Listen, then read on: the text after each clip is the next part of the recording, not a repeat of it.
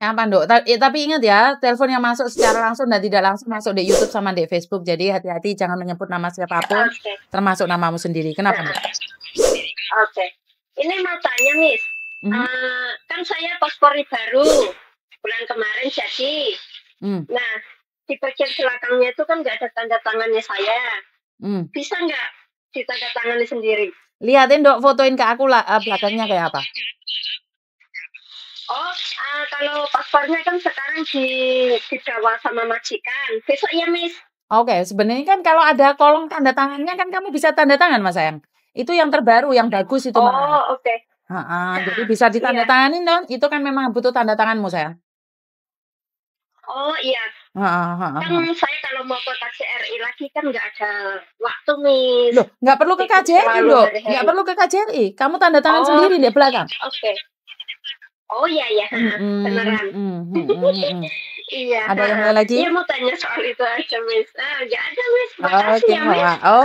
Oke, makasih saya. Sekarang udah tenang. Udah tenang. Oke, bye-bye.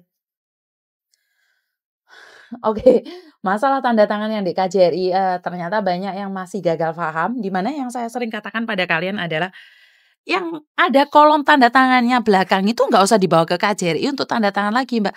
Kalau sudah ada kolong tanda tangannya itu kalian boleh nanda tangannya sendiri. Paham nggak? Jadi kalian boleh nanda tangannya sendiri. Wah, Mbak sampai telepon aku berkali-kali hanya menanyakan kolong tanda tangan itu. Jadi kalian boleh tanda tangan di situ. Jadi kalian boleh tanda tangan di situ sebentar ya. Halo? Kenapa sayang?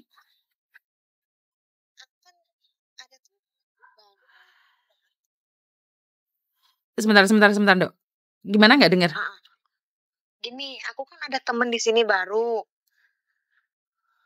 Dia itu belum ada sebulan lah di sini kerja di majikan ini.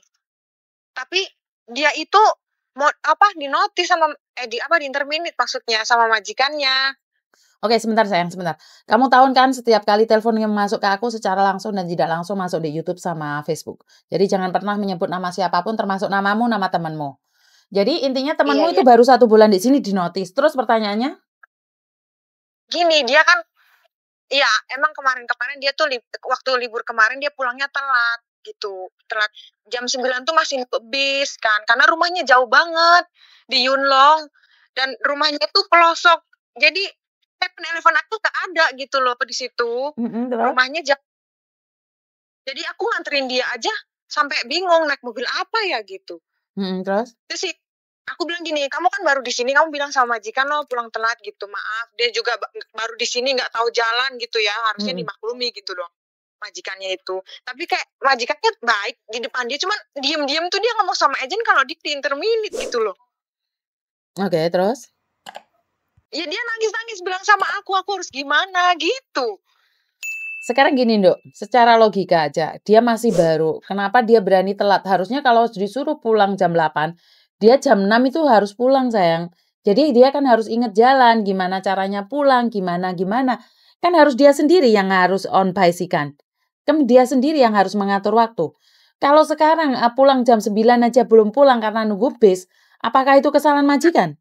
Ya kesalahan dia, Mas sayang. Sekarang kalau sudah di interminit nangis-nangis percuma. Bener nggak? Secara logika, kamu baru pertama kali libur, harusnya cari jalan. Jadi biar lain kali tahu. Lah ini pertama kali libur telat, langsung di interminit lah. Paham nggak maksudku sayang? Jadi dia bisa gimana? Bisa majikan nggak dia gitu? 1 bulan dari Indonesia Iya, dia ex Singapura sih. Karena itu sekali lagi dia kan harus ikut balik lagi ke PT, Mando. Harus masuk ke PT lagi gitu. Tapi katanya gini, agent kamu bakal susah kalau ke sini karena majikanmu bilang catatan kamu buruk di imigrasi gitu-gitu. Ngomong kayak gitu. Emang bener gitu ya? Ya kalau memang majikan ngasih catatan jelek ya kemungkinan, Dok. Kan majikan ngeceng dia ambil pembantu kan hampir 30.000. Dan pertama kali libur sudah telat. Lah gimana kalau dia kerja 1 tahun? Paham nggak maksudku? Secara logika majikan mungkin sakit hati, wajar dong majikan buang uang sebanyak itu? Wajar nggak kalau kamu jadi majikannya? Bener nggak aku ngomong kayak gini? Iya. Aku juga bingung kan. Dia nangis-nangis kayak gitu. Aku, dia gimana ya kayak gitu. Bukan, kenapa dia harus nangis-nangis? Seharusnya kan dia tahu bahwa liburan pulang, apalagi pertama kali liburan, harusnya kan kalau disuruh pulang jam 9, jam 6 dia harus pulang, Dok. Karena tapi lihat keadaan. Tuh pulang jam sekian, enggak ngomong kayak gitu. Kamu sendiri pertama kali, harusnya kamu yang tahu aturan dong, sayang. Hak hati loh. Kalau majikan nggak bilang kamu pulang jam berapa, sampai kamu nggak pulang ah? Nggak juga kan? Secara logika, pertama kali liburan, ya udah pulang jam 8, jam 7, jam 9, sudah nyampe rumah. Lah jam 9 masih nunggu bis, woh. Ngajak bercanda kamu, Dok. Yang paling bahaya adalah majikan yang nggak ada suaranya, tiba-tiba nginterminit. Mendingan majikan yang marah-marah. Ngerti nggak maksudku, Dok? Majikan yang marah-marah itu nggak akan nginterminit karena dia cuma ngomong aja. Tapi yang paling bahaya adalah majikan yang nggak ada suaranya. Diem gitu ya? Iya, itu majikan yang paling bahagia. Tahu-tahu mulangin kamu ke agent, selesai dah, kelar dah hidupmu. Terus aku ngomong ke dianya gimana nih, Miss? Ya pulang Indonesia aja dulu. Oh, pulang Indo gitu ya? Betul. Pulang Indonesia aja dulu. Jadi terus biar tenang. Dia kesini enggak gitu? Gimana? Kalau dia kesini lagi gitu, bisa apa enggak? Ya tunggu dong. Kan dia harus proses selesaikan dulu potongannya. Apakah dia nggak perlu potongan?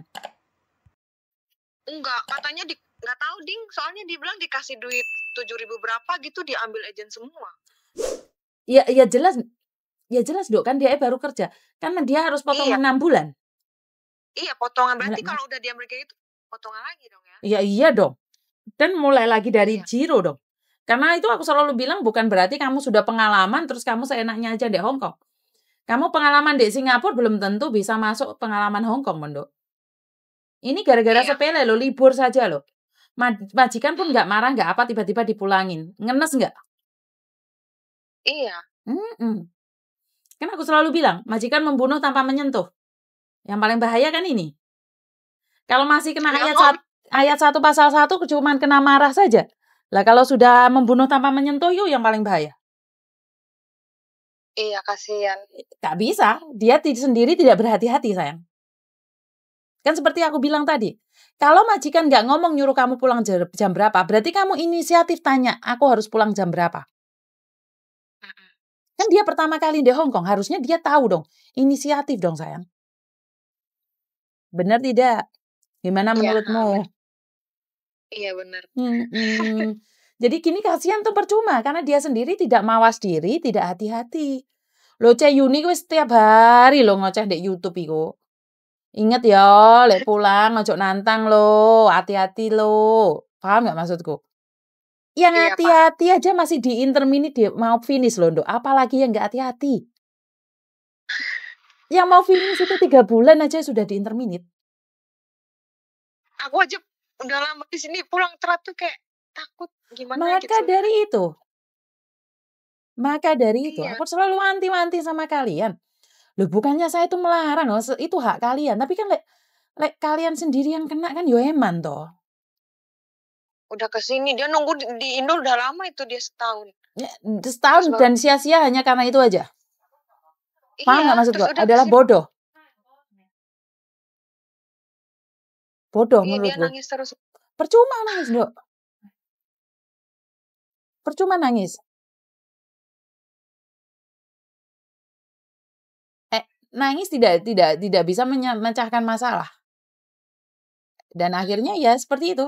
Terus telepon Mbak Yuni, dianya katanya aku ngetik aja nangis katanya gitu.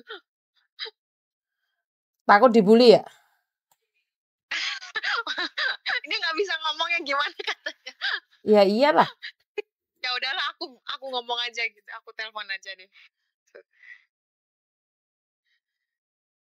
Yes, nggak apa-apa loh. Yang penting pulang Indonesia, lain kali cari aku lagi aja kalau sudah nyampe di Indonesia.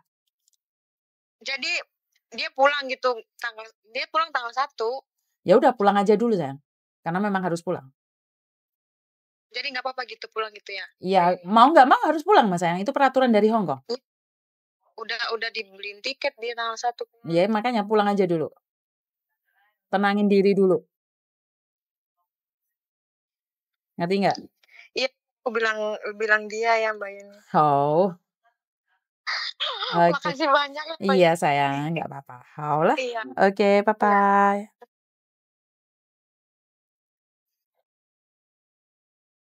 Oke, sekali lagi, sebentar ya Mbak ya. Mbak, telepon 2 menit lagi bisa nggak? 2 menit lagi. 2 menit lagi. Oke, bye-bye. Oke. Nah ini adalah sebab akibat ya Mbak ya, pasti ada sebab akibat. Kamu menyepelekan majikan dan kamu pulang seenaknya sendiri dan jam 9 belum nyampe rumah masih nunggu bis. Saya tidak tahu jam berapa kamu akan nyampe. Jadi ini adalah tidak ada jaminan. Nah, tidak ada jaminan kamu manapun kalau kamu tidak bisa on time di Hong Kong. Jadi kamu Singapura baru nyampe sini 1 bulan di interminute dan pertama kali libur. Telat pulangnya lah. Aku tahu rumahnya jauh, aku tahu tempatnya tidak mudah. Tapi kamu harus tahu majikan Hong Kong ini punya ayat 1 pasal 1. Yang dimana majikan maha benar dan membunuh tanpa menyentuh. Saat mengakhiri kontrakmu itu sudah membunuh kita karena visa kita habis. Visa kita itu udah habis. Jadi buat mbak-mbaknya di luar sana, saya selalu bilang bahwa tidak mudah untuk tinggal di Hong Kong sini. Gimana sih caranya? Saya nggak tahu. Sekali lagi, berpulang pada diri kita sendiri. Kalau semuanya maunya seperti ini, ya kita harus kehilangan pekerjaan. Kalau kamu maunya enjoy liburan, kamu harus pulang dan nangis. Ingat ya buat mbak-mbaknya yang baru, kalau mau liburan hati-hati. Tanya majikan data oke, tim fan oke. Yang sudah sini sampai 10 tahun nih lho Mbak gak wani mulih telat. Lah kok sampean sing ana seminggu ndek kene wis saulan ndek kene wis wani telat mulih. Dan dengan alasan majikan gak ngomong pulangnya jam berapa. Jadi buat mbak-mbaknya di luar sana lebih berhati-hati bekerja karena kita tidak tahu kapanpun majikan bisa mengakhiri kontrak kerja kita. Jadi itu aja dari saya, kurang lebihnya saya minta maaf karena telepon masuk banyak sekali. Saya berharap bisa membantu kalian semua, tapi kadang-kadang saya cuma manusia biasa yang kadang-kadang saya tidak bisa mengangkat telepon kalian, membalas SMS kalian. Jadi kurang lebihnya saya minta maaf. Wassalamualaikum warahmatullahi wabarakatuh. Berkat Tuhan mengalir atas kita semua. Semoga semua makhluk bahagia, Anda bahagia, saya bahagia. Amin.